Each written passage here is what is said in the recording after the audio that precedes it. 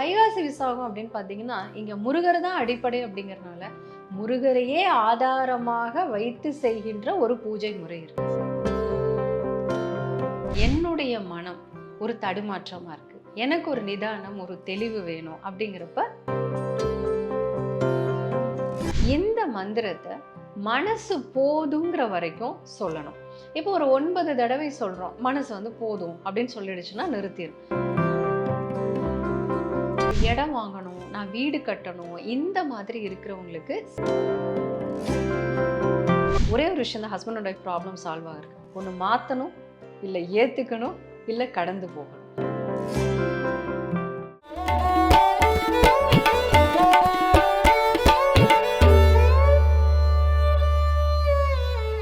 ஒவ்வொரு பண்டிகைகளும் நமக்கு ஒவ்வொரு விதமான தத்துவத்தை சொல்லும். அதே மாதிரி வர இருக்கிற வைகாசி விசாகம் என்ன சிறப்பு, இதை எப்படி நம்ம முழுசா உபயோகிக்க முடியும், இந்த நேரத்தில் நம்ம வைக்கக்கூடிய வேண்டுதல்கள் என்னன்னு நமக்கு ஒரு முழு தொகுப்பாக கொடுக்கறதுக்கு கோட்டுமொழி ஜோதிடத்தின் ஃபவுண்டர் கோட்டுமொழி சத்யா அவர்களை தான் சந்திக்க போகிறோம். மேம் வணக்கம். வணக்கம்.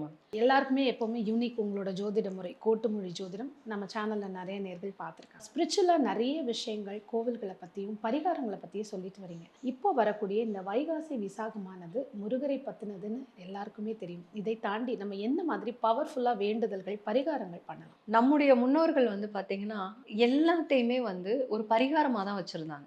ஆனால் இன்னைக்கு பரிகாரம் அப்படிங்கிற வார்த்தைக்கு நிறைய விதமான அர்த்தங்கள் கொண்டு வந்துட்டாங்க. நம்ம 12 மாதங்களும் நமக்கு விசேஷம் இருக்கு. 12 மாதங்கள்லையும் முக்கியமான வைபவங்களும் நமக்கு இருந்துட்டு இருக்கு. இப்போ அந்த வரிசையில் வந்து பார்த்தீங்கன்னா இந்த வைகாசி விசாகம் சூரியன் ரிஷப ராசியில அந்த 30 நாளும் இருப்பார். அப்போ அந்த நாளை தான் வந்து வைகாசி மாதம் அப்படின்னு சொல்லி அது ரிஷபத்துல வந்து வச்சிருக்காங்க. இதுல விசாகம் எப்போ வரும் அப்படின்னா கரெக்டா இந்த சந்திரன் வந்து இந்த விசாகம் நட்சத்திரத்துக்குள்ள வருவார்.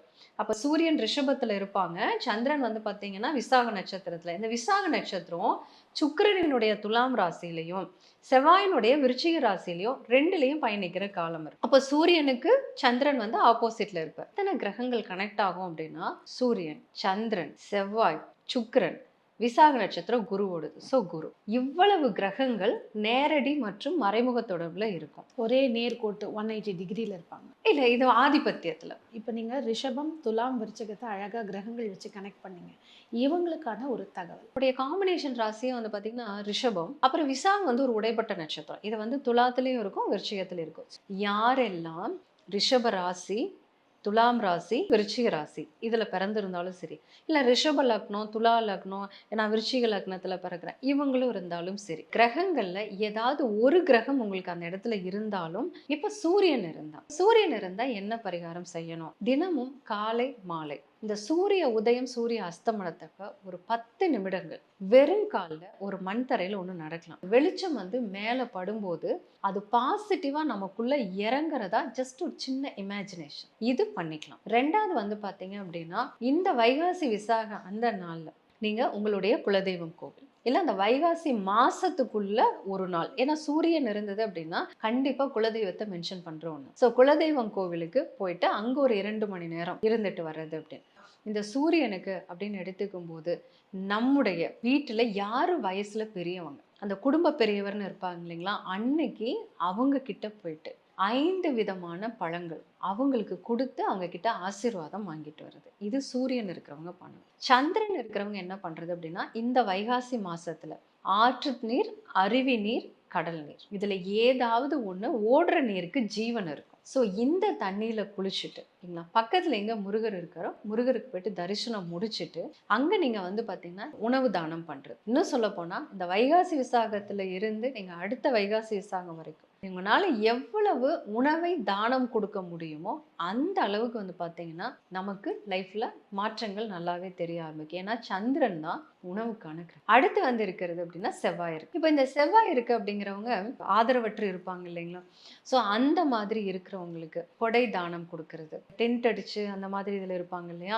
சமையல் வந்து செய்யறதுக்கான அந்த பொருட்கள் இந்த மாதிரி பருப்பு அந்த மாதிரி இருக்கும் இல்லைங்களா, ஸோ இது நம்மளால எண்ண முடியும். ஸோ அதை வாங்கி கொடுக்கறதும் இங்க வந்து பரிகாரம் தான். ஸோ இதை அவங்க வந்து செய்யலாம். இந்த செவ்வாய் தான் கோபத்துக்கான கிரகம். யாரையும் கடினமான வார்த்தைகளால காயப்படுத்தாம இருந்தா அதுவே மிகப்பெரிய விஷயம். இந்த இடத்துல குரு இருக்கு. குரு இருந்தா ஒண்ணுன்னு சொல்லி ஃபர்ஸ்ட் குழந்தைங்க தான். ஸோ குழந்தைங்களுக்கு வந்து பார்த்தீங்கன்னா நம்மனால என்ன முடியும். இப்போ வந்து பார்த்தீங்கன்னா இப்போ குழந்தைங்க படிக்கிறாங்க அப்படின்னா நோட் புக்ஸ் பென் அந்த மாதிரி வந்து வாங்கி கொடுக்கலாம். இல்லை அப்படின்னா குழந்தைங்களுக்கு ஃப்ரூட்ஸ் வாங்கி கொடுக்கலாம். ஸோ இந்த மாதிரி ஏதாவது ஒன்று குழந்தைங்களுக்கு உதவி செய்யலாம். அதே மாதிரி குரு அப்படின்னா நம்முடைய குருமார். ஸோ நம்ம படிக்கிற காலத்துல ஸ்கூல்லயோ காலேஜஸ்லயோ வந்து பார்த்தீங்கன்னா ஒரு நல்ல ஒரு டீச்சர் நமக்கு ரொம்ப பிடிச்சவங்க இருப்பாங்க இல்லையா, அவங்களுக்கு ஸோ 5 விதமான பழங்கள், ஒரு வஸ்திரம் வச்சுட்டு அன்னைக்கு அவங்கள போய் பார்த்துட்டு அவங்க கிட்ட ஆசீர்வாதம் வாங்கிட்டு வரணும். எப்பன்னா இந்த வைகாசி முடியறதுக்குள்ள. ஸோ இதை வந்து அந்த இடத்துல இதே இந்த சுக்கிரன் இருக்குன்னு இதுக்கு சொல்லலாம், என் மனைவிக்கே உதவி செய்யுங்கன்னு சொல்லணும். ஆனால் சண்டைக்கு வந்துருவாங்க, வருஷம் ஃபுல்லாக ஹெல்ப் பண்ணுறாங்க. ஸோ சுக்கிரன் இருக்கிறவங்க அப்படின்னு பார்த்தீங்கன்னா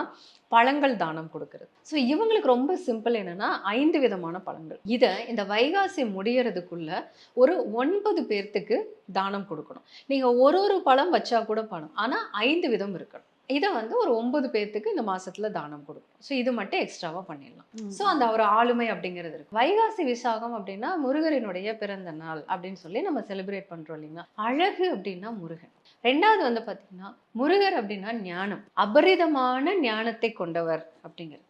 அதே போல வீரம், தைரியம் அப்படிங்கிறதும் எடுத்ததும் நான் துணிச்சலா பண்றேன், நான் அதை பண்ணிடுவேன், இதை பண்ணிடுவேன், சத்தம் போடுறது, இதெல்லாம் வீரம் தைரியங்கிறாங்க. அது இல்லை. ஒரு நிதானமாக ஒரு விஷயத்தை எப்படி புரிஞ்சுக்கிட்டு எப்படி சரியான விதத்துல அதை செய்து அந்த வெற்றியை வந்து கடையணும் அப்படிங்கறதுக்கான ஒரு அருமையான வழியை காட்டக்கூடியவர் தான் முருகருடைய. நிறைய பேர் ஒவ்வொரு பண்டிகைகளையும் விரதம் இருக்காங்க, வேண்டுதல் வைக்கிறாங்க. ஆனா மாறுதல் மட்டும் இல்லையே, நாங்க இன்னும் அப்படியே தானே இருக்கோம். இப்ப என்ன மாதிரி வேண்டுதல் வைக்கலாம், எப்படி பண்ணலாம்? அப்ப இங்க வைகாசி விசாகம் அப்படின்னு பாத்தீங்கன்னா இங்க முருகர் தான் அடிப்படை அப்படிங்கறதுனால முருகரையே ஆதாரமாக வைத்து செய்கின்ற ஒரு பூஜை முறை இருக்கு. வேலை மாற்றம் எதிர்பார்க்கலாம். நான் நிறைய வருஷமா வேலை தேடிட்டு இருக்கேன்னு இருக்கும். திருமணத்துக்காக வெயிட் பண்றவங்க இருப்பாங்க, மறுமணத்துக்காகவும் இருப்பாங்க, குழந்தை பாக்கியம், குழந்தையோட கல்வி, அதே மாதிரி எனக்கு இந்த மாதிரி உடல் நோய்கள் இருக்கு, இந்த நோயிலேருந்து நான் எப்படி விடுபடுவேன்னு, இப்படி பலதரப்பட்ட ஒரு கோரிக்கைகளோட தான் மக்கள் இன்னைக்கு எல்லாருமே இருக்கும். என்ன மாதிரி வேண்டுதல் பண்ணணும்? ஒரு அருமையான ஒரு பூஜை முறை இருக்கு. அத்தி அல்லது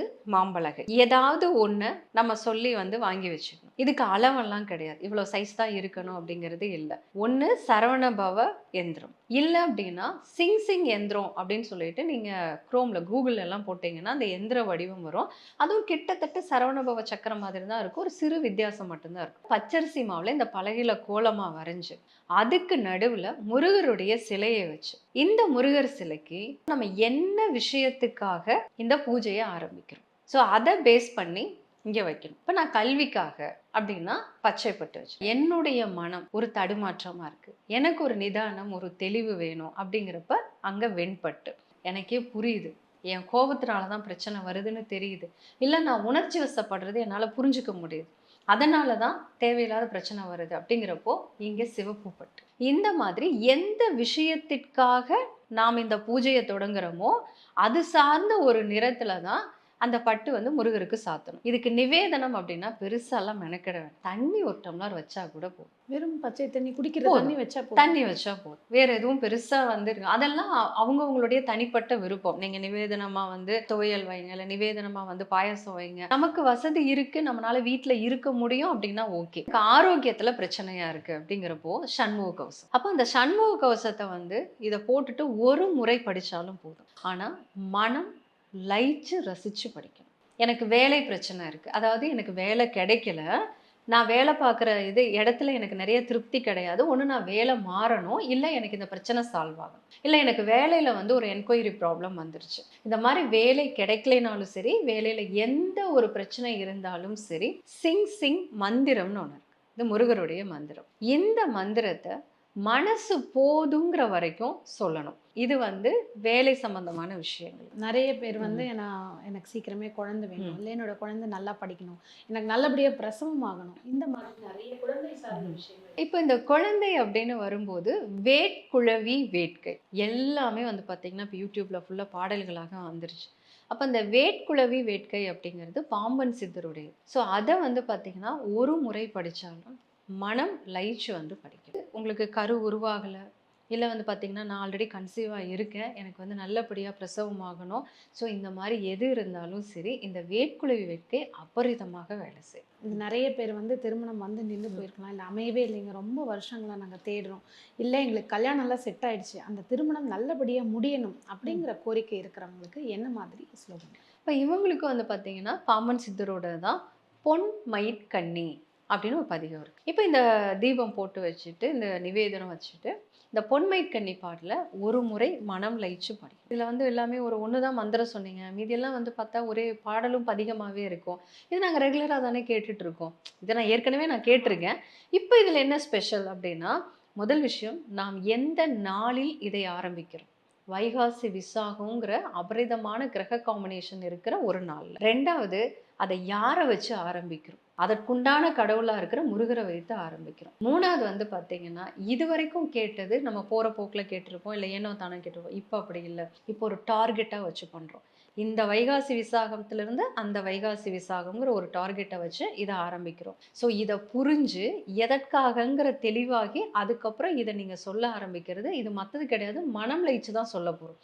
ஸோ இது 100% இந்த இடத்துல இது வேலை செய்யும். வீடு அமையணும், இல்லை நான் ஒரு நிலம் பார்த்துருக்கேன், நிலம் ரெஜிஸ்ட்ரேஷன் பண்ணணும், இதெல்லாம் தாண்டி நான் ஒரு வாடகை வீடை எனக்கு பிடிச்ச மாதிரியான ஒரு இடத்துல நல்ல இடம் எனக்கு கிடைக்கணும், இப்படி இதை சார்ந்த விஷயங்களுக்கு என்ன பண்ணணும்? இடம் வாங்கணும், நான் வீடு கட்டணும், இந்த மாதிரி இருக்கிறவங்களுக்கு சிறுவாபுரி பதிகம். அப்ப இதே சேம் ப்ரொசீஜர் தான். ஆனா அந்த பாட்டு மட்டும்தான் வேறையா. அப்ப இவங்களுக்கு சிறுவாபுரி பதிகம் அப்படின்னு. இப்போ இந்த மாதிரி மந்திரங்கள் நம்ம ஒவ்வொருத்தருக்கும் ஒவ்வொரு விஷயத்துக்கும் தனித்தனியாக சொல்கிறோம். இதை தாண்டி நிறைய பேர் இப்போ இந்த காலத்தில் பார்த்தீங்கன்னா முருகர் தான் ட்ரெண்டிங், எங்கே பார்த்தாலும் முருகர். ஸோ வேல்மாறல் நான் பூஜை செய்கிறேன், வேலை வைத்து பூஜை செய்கிறேன் அப்படின்னு இப்படி இருக்கிறவங்களுக்கு என்ன மாதிரி ஒரு பதில்? அதே மாதிரி வேல். இப்போ நமக்கு வேல் வேணாலும் வேல் வச்சுக்கலாம், சிலை பிடிச்சிருந்தாலும் சிலை வச்சுக்கலாம். செகண்ட் ஆப்ஷன் தான் படம். அப்போ நீங்கள் கேட்கலாம், வேலை மட்டும் எப்படி வைக்கிறது? ஒரு சின்ன ஒரு டம்ளரில் அரிசி வச்சு, இல்லை அப்படின்னா இந்த அட்சதை இருக்கும் இல்லைங்களா, அட்சதை வச்சுட்டு அதுக்கு நடுவில் இந்த வேலை வந்து சொருகி அப்படியே வந்து நீங்கள் எந்திரத்து மேலே வச்சுக்கலாம். இந்த அக்ஷதை அப்படிங்கிறது சந்திர குரு அம்சமாக வேலை செய்யும். நார்மலாக நீங்கள் அரிசி வச்சிங்க அப்படின்னா அது சந்திரனா வேலை செய்யும். ஸோ பெஸ்ட் இது வந்து பார்த்தீங்கன்னா அக்ஷதை. அது மேலே நீங்கள் வைக்கும்போது இதுவும் அபரிதமாக பலன் கொடுக்கும். எது உங்களுக்கு பிடிச்சிருக்கோ அதை நீங்கள் வைங்க. நம்ம கோவில் போகிறது மனதை சரணடைய வைக்கிறது. அங்க இருக்கக்கூடிய நேர்மறையான ஆற்றல், அதாவது நம்மள வந்து ரீசார்ஜ் பண்ணிக்கிற மாதிரி. ஸோ அதுக்கு தான் நம்ம அங்க போறோம். கணவன் மனைவி உறவு நல்லா ஸ்ட்ராங்காக இருக்கணும், எங்களுக்குள்ள மன வருத்தம் இருக்குது, நாங்கள் பிரிவினைக்கு போகலான்ட்டு இருக்கோம் அப்படிங்கிறவங்களுக்கு இந்த ஒரு நாளை எப்படி அவங்க உபயோகப்படுத்தலாம்? இந்த கணவன் மனைவி இந்த பிரச்சனைகள் இருக்கு அப்படிங்கிறவங்க இந்த வைகாசி விசாகத்துல ஆரம்பிக்கிறவங்க இதை ஆரம்பிச்சுட்டு தினமும் ஒரு 11 மல்லிகைப்பூ, அதாவது விடுபூக்கள், ஒரு 11 பூ மட்டும்தான், அதிகமும் வேண்டாம் கம்மியும் வேண்டாம். இந்த 11 மல்லிகைப்பூக்களை மட்டும் முருகருக்கு போட்டுட்டு முருகருடைய இந்த சரவண பவ மந்திரம் இதை வந்து மனசு போதுங்கிற அளவுக்கு சொல்லணும். ஆனால் நீங்கள் அங்கே ஏதாவது ஒரு மியூசிக் அப்படிங்கிறது ஒன்று போடுற மாதிரி இருந்தது அப்படின்னா வீணை. ஏன்னா வீணைக்கு வந்து இயற்கையாகவே நம்மளுடைய மனதை அமைதிப்படுத்துகின்ற திறன் ரொம்பவே அதிகமாகவே இருக்குது. ஒரே ஒரு விஷயம் தான் husband and wife problem solve ஆகிருக்கு. ஒன்று மாற்றணும், இல்லை ஏற்றுக்கணும், இல்லை கடந்து போகணும். இதுக்கு ரொம்ப முக்கியமாக சப்போர்ட் பண்ணுறது என்னென்னா, இந்த முருகர் பூஜை பண்ணுறோம் இல்லைங்களா, இது ஆட்டோமேட்டிக்காக ஒரு புரிதலை உங்களுக்கு கொண்டு வந்துடும். இந்த விசாகம் டு அந்த விசாகம். முருகரை சுற்றியே வந்து கோவில்களுக்கு செல்லணும், விரதம் இருக்கணும், தானங்கள் கொடுக்கணும், இப்படி நிறைய விஷயங்கள் நம்ம நேர்கள் பார்ப்பாங்க. இதை தாண்டி இது ஒரு வித்தியாசமான அணுகுமுறையாக இருந்தது. எல்லாருக்குமே பயனுள்ளதாக இருந்திருக்கும் அப்படின்னு நம்புகிறோம். அனைவருக்கும் இனிய வைகாசி விசாக திருநாள் நல்வாழ்த்துக்கள். நன்றி. வணக்கம்.